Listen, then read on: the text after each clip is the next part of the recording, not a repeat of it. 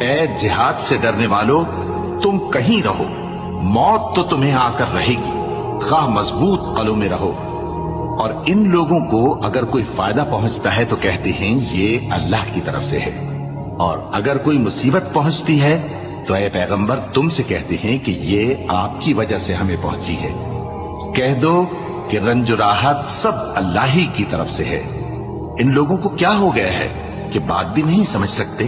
اے آدم زاد، تجھ کو جو فائدہ پہنچے وہ اللہ کی طرف سے ہے، اور جو نقصان پہنچے وہ تیری ہی شامت اعمال کی وجہ سے ہے۔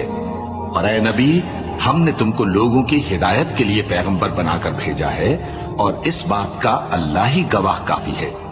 جو شخص رسول کی فرما برداری کرتا ہے تو بے شک اس نے اللہ کی فرما برداری کی، اور جو نافرمانی کرے تو اے پیغمبر تمہیں ہم نے ان کا نگہبان بنا کر نہیں بھیجا، اور یہ لوگ منہ سے